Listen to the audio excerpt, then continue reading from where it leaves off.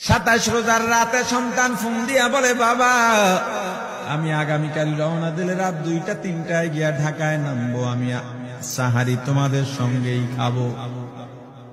মা বসে আছে, মায়ের সন্তানের বাবাও বসে আছে, সন্তান আসবে। রাত্র 2টা-3টা হয়ে গেছে, সাহারির সময় হয়ে গেছে, সন্তানের খবর নাই। শেষ টাইমে মা বাবা সাহারি খেয়ে ফজরের নামাজ পড়ে দরজার মধ্যে অপেক্ষা করতেছে, সন্তানের খবর নাই। 8টা, 9টা, 10টা বেজে গেছে, মায়ের মনটার ভালো লাগে না।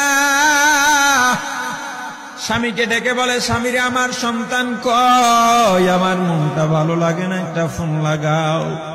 স্বামী ডাক দিয়া বলে, চিন্তা করো না, ঈদের সময় যানজট থাকতে পারে, চলে আসবে। কিছুক্ষণ পর বাবার মনটাও ভালো লাগে না, বাইরে নেমে পায়চারি করতেছে। হঠাৎ করে একটা ফোন চলে আসছে, সন্তানের ফোন দেখে বাবার সে কি আনন্দ। ফোন রিসিভ করে যখনই সালাম দিল, অপর প্রান্ত থেকে সালামের উত্তরে সন্তানের কণ্ঠ পাওয়া যায় না।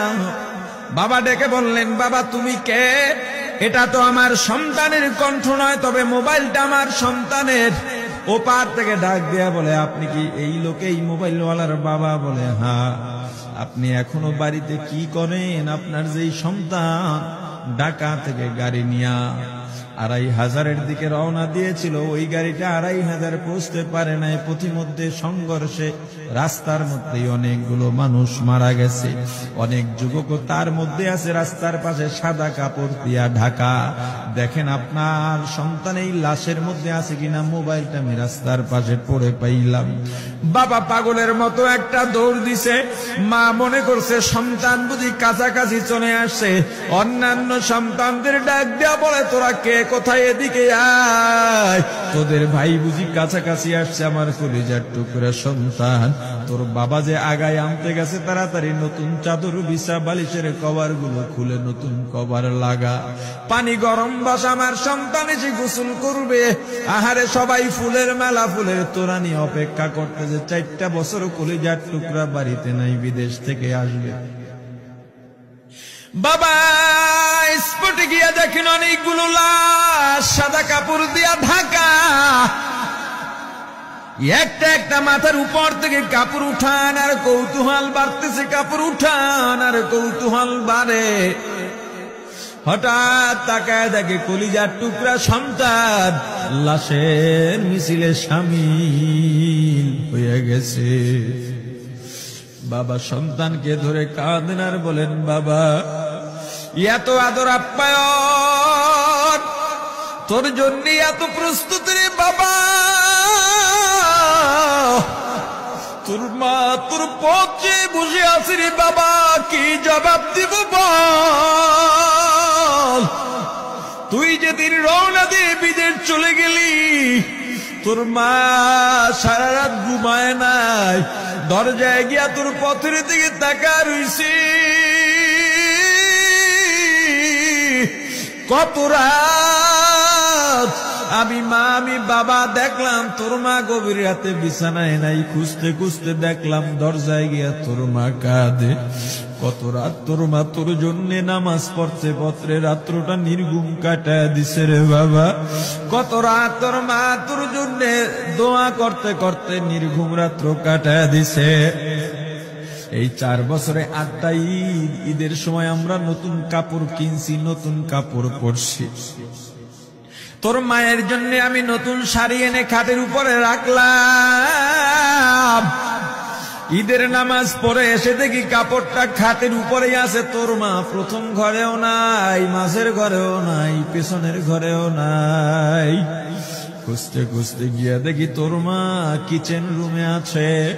ওই নাস্তা নাড়াইতেছে, দুধ নাড়তেছে, দুধ উতলাইয়া পুইরা যাইতেছে, খবর নাই। আমি তাকায় দেখলাম তোর মায়ের 2 চক্ষু দিয়া টপ টপ করে পানি পড়তেছে। ডাক দিয়া বললাম, ওরে বিবি, ঈদের দিনে তুমি কেন কাঁদো? তোমার জন্য শাড়ি আনলাম, সেটাও কেন পরলা? তোর মা জবাব দিয়া বলছে, রে স্বামী গো, আপনারা যখন নামাজের জন্য রওনা দিয়া গেলেন, আমার অমুক সন্তান আপনার সঙ্গে যায় নামাজ দিয়া নতুন পোশাক পরে নামাজে রওনা দিয়েছে, কত সুন্দর লাগছে দেখতে।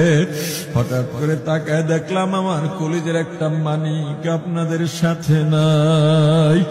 আমার মনটার ভালো লাগে নাই। আমি ফোন দিলাম আমার মানিকের কাছে।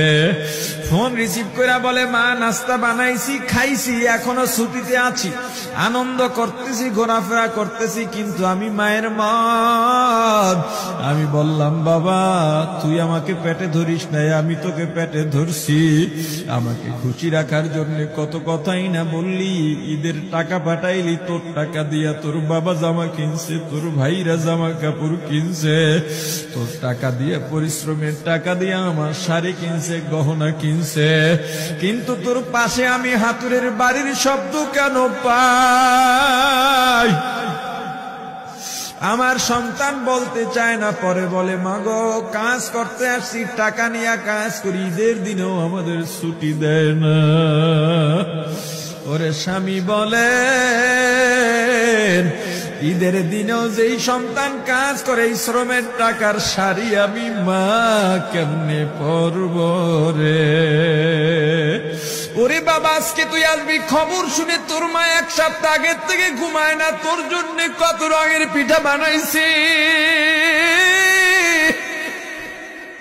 তোর জন্য কত আয়োজন, আমি তোর মাকে কি বলবো বাবা বল।